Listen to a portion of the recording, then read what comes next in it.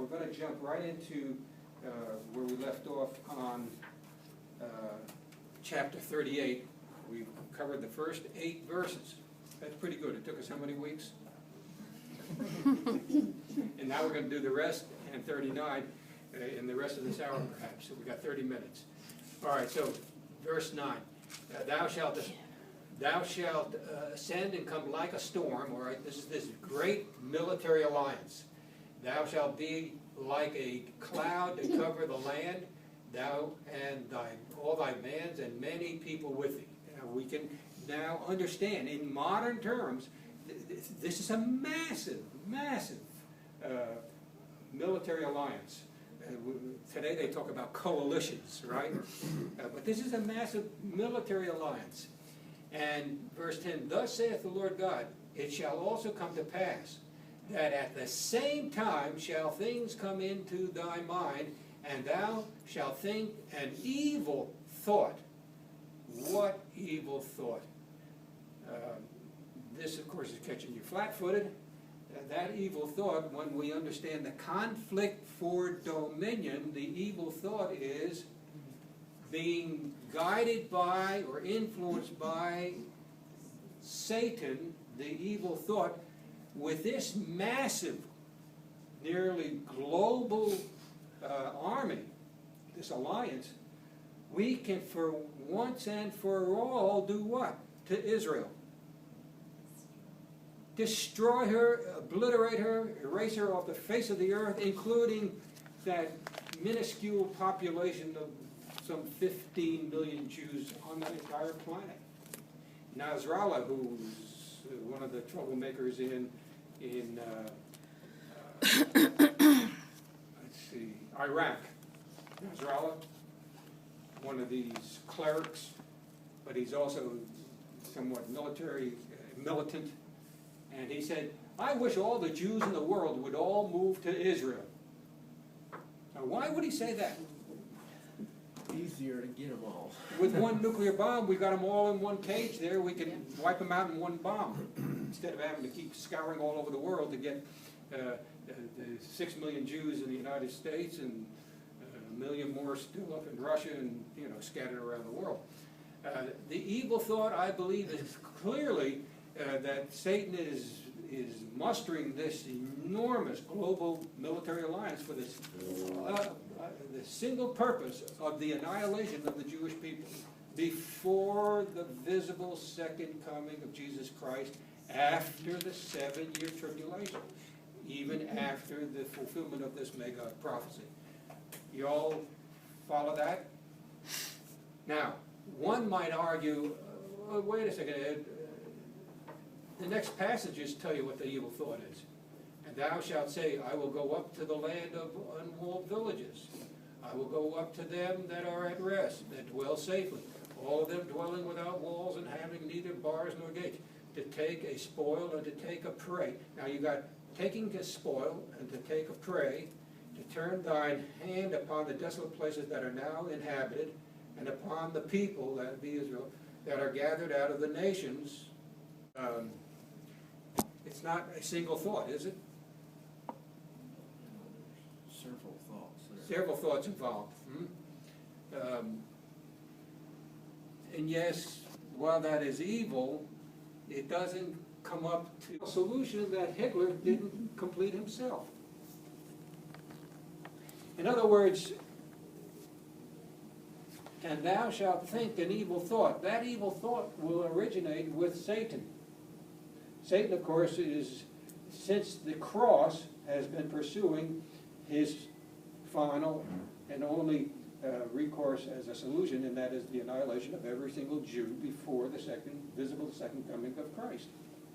You following that? So, as long as we're going into the Middle East and going after what appears to be Israel in a very, very powerful economic situation, very much well connected with trade partners, Tarshish, Seba, Dedan, even all the way over to maybe the Straits of Hormuz. These are major choke points, whoever controls those has some very serious influential power, negotiating power, by way of fees or tariffs or what have you in terms of trade. Israel will have vital goods, gold, silver. Gold and silver may be more symbolic than actual, tons and tons of gold and silver, but riches. And that could be agricultural riches.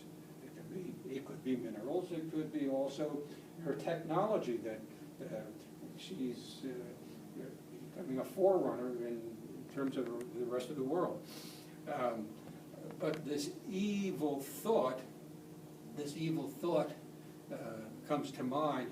Oh, we want to gain control of the oil finds, the gas finds, and her other influences, and even her involvement with these trading partners who have control of the choke points, trade routes. What a time! What a perfect time to now we go in for the spoils, and then we go for the prey. So in that sense, where we saw this, remember I said, no, take a spoil and to take a prey. A prey is what? Yeah. If we think of a bird with eggs, the predator comes for the eggs, and when it's finished off the eggs, it goes for the predator. It goes for the what? Prey, the one that laid the eggs. All right. So there is a sense that the evil thought is buried in this reference, and to take a prey. That could be implying the destruction of all the Jews around the world. Its evil, its origin is in the heart of Satan, and he works through instruments, human instruments, vessels, which will resonate with his purposes. Now, those who resonate with his purposes, they don't know his ultimate purpose. No more than did Hitler. Hitler was pursuing the final solution. The terminology final solution, which was, I believe, came from Goebbels and the Wannstein conference where they announced the, discussed and finalized this annihilation of all these Jews throughout Europe.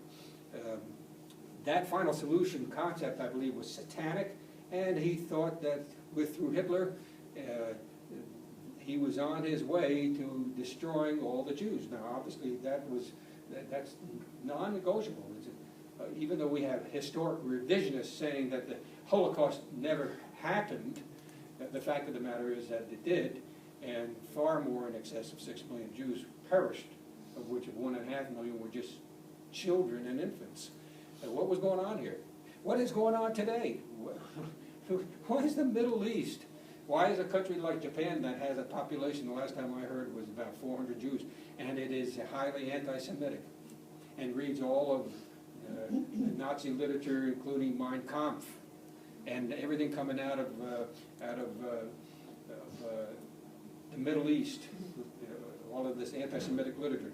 It floods the news racks, libraries, and what have you, bookstores in Japan. Strange. What's going on here? It is satanic because Satan is constantly recruiting throughout the world those human vessels that will resonate and respond in a way that would be called bigotry, hatred, and so forth, but ultimately they're going to be used for the annihilation of all these Jews. And they have this unnatural, it's an unnatural hatred for the Jew. It doesn't make sense. It's irrational. It's all right that there could be some bigotry here, a little bigotry there, but why is it that the whole entire world is ganged up against Israel and tends to have an anti-Semitic spirit? It's got to be by virtue of the what? The God of this world, Satan, you see? All right, so that evil thought is very, very, very important. It's telling us that this Magog prophecy, there's an instigator behind this military alliance, and this instigator is pursuing his unseen agenda.